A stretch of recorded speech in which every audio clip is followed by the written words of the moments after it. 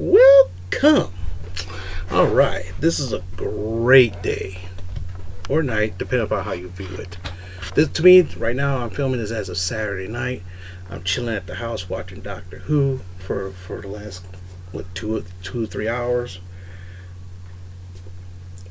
So that's fine. I'm having fun, living my life the best way I know how.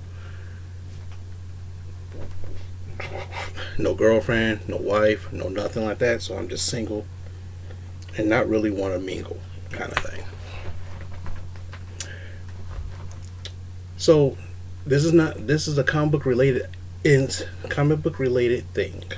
It's a movie review. All right.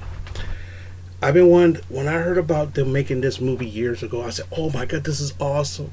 This is gonna be so awesome!" All right, and then I realized, wait, hold on a second.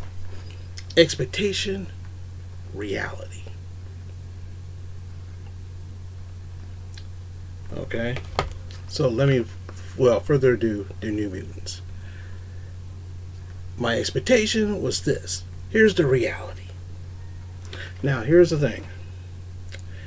If you're new to comic books, you may have not have heard of the New Mutants. What happened was years ago, the X-Men was the main staple. Okay, people came, people go, and then what happened is some people at Marvel in the '80s said, you know what? I think it was '81, I believe. They said, you know what? What about the new generation of mutants? Because you had Kitty Pryde show up, and she boom X-Men. But so what if they had a school? See, this supposed to be a school for mutants. When the first X-Men, like Jean Grey, Cyclops, Iceman, Beast, they were late teenagers. So they had to learn their powers. They were late teenagers. So they wanted to capture that feeling again, and they created this comic called the New Mutants. Okay? And when they grow up, they're going to take over to become the new X-Men. That was the idea. I read that pretty much religiously as much as I could back in the day, because back in the day there was no comic book stores. You had to go to 7-Eleven, discount drugstore, or certain bookstores carry comics. And depending upon how well they sold, determines if they're going to carry it again the next month. So during my first couple years of reading the New Mutants, it was sporadic. And then when a local comic book store started carrying it, then you gotta hope they have it when you show up. There was no pull boxes back in the day. Okay? No pull boxes.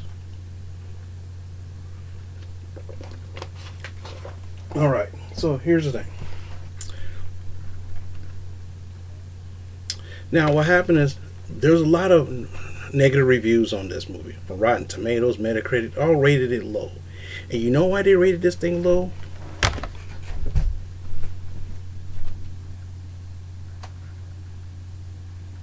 As soon as I find it, here we go.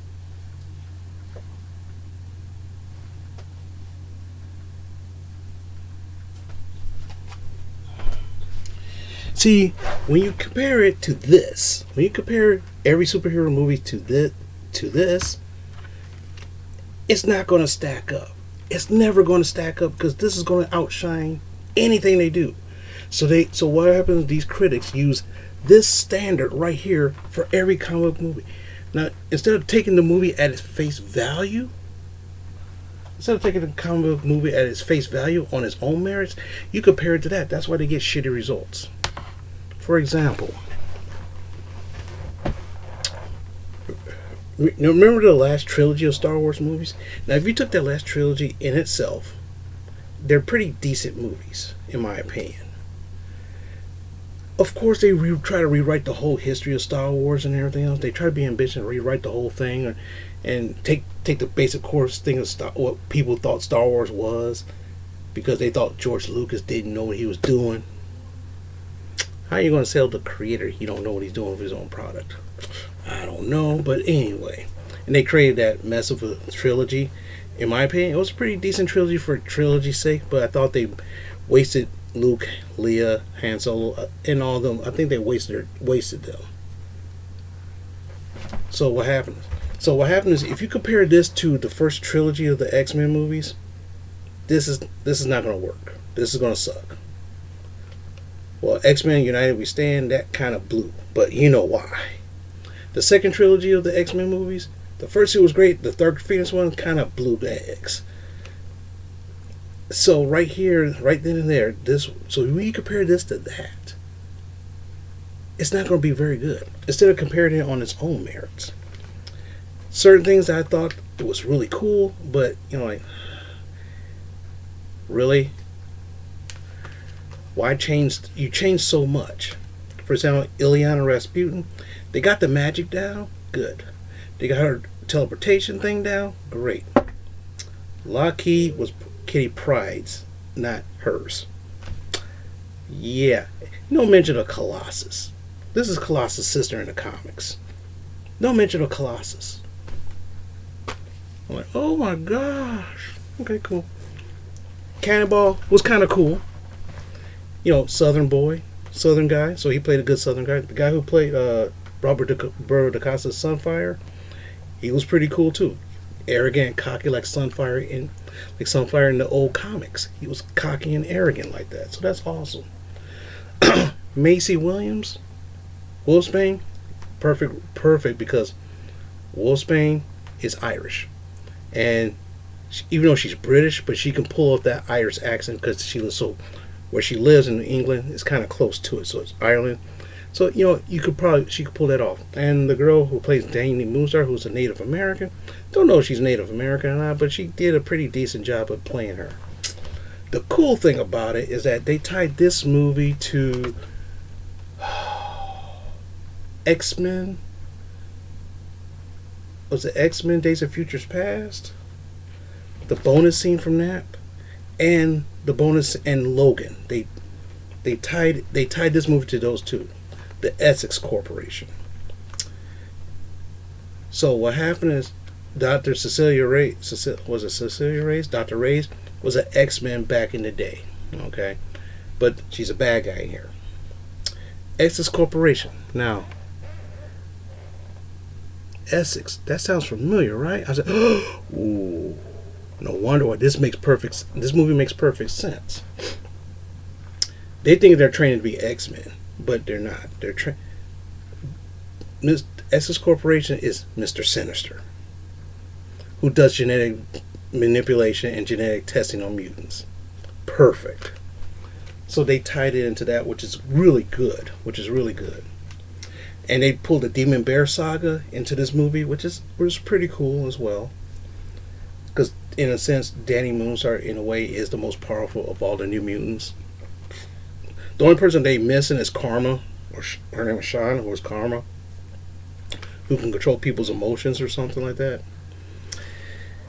And Cypher, which is the linguist, the mutant who knows all languages. And of course, Warlock, which is the techno-organic kind of. So maybe if they make another New Mutants, maybe they'll bring them into the mix. Maybe because they didn't want it to get too big. I don't know, but in a sense, is this movie a good movie?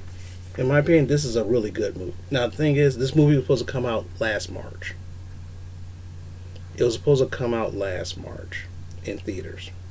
It was pushed back. Of course, it was pushed back because of Disney buying Fox and acquiring everything, all the mutant stuff back. So of course they pushed it back, and of course they delayed the momentum in this movie. COVID really didn't do it justice either, because what happens, this released in some theaters. So I live in Michigan. So all our theaters is closed. Well, they're starting to be open now, but there's no movies out.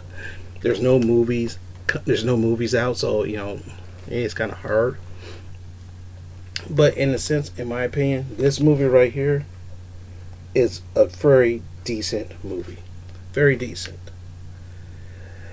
There's not a lot of Easter eggs. There's some Easter eggs like the Essex Corporation. So if you knew about Dr. Sinister, Mr. Sinister, you would have caught it. You would have caught that at least. Some other things, I watched the deleted scenes, and the deleted scenes kind of would have made more sense to the story to a certain extent, but I can understand why they deleted some of those scenes, which is pretty cool. Well, anyway, Oh, this, in my opinion, this is a great movie. Some people will watch it and say this sucks. Okay, and that's fine. There's nothing wrong with that. I mean, here's a question. Metacritic said the Joker was one of the greatest movies of all time. It won a Golden Globes awards and all this stuff. And I'm like, dude, that movie kind of sucked compared to the Avengers. That movie sucked compared to Captain America or the X-Men. That movie kind of sucked. I mean, even the Dark Knight Christopher Nolan trilogy, in my opinion, was much better than that movie. And I thought that movie, The Joker, sucked. But then again, that's my personal opinion. But hey, that's why I never looked at Chris. I watched the movie for myself and make my own opinion on it. So with that being said, give it a try. I bought this at full price, or I could have waited till it hit the the $5 bin. So right then and there, that's enough for this video. I'm gonna go back to watching Doctor Who for the rest of the night. I'm gonna hit the bed. I do feel kind of tired, and I'll talk to you guys on the flip side of next week. Talk to you later.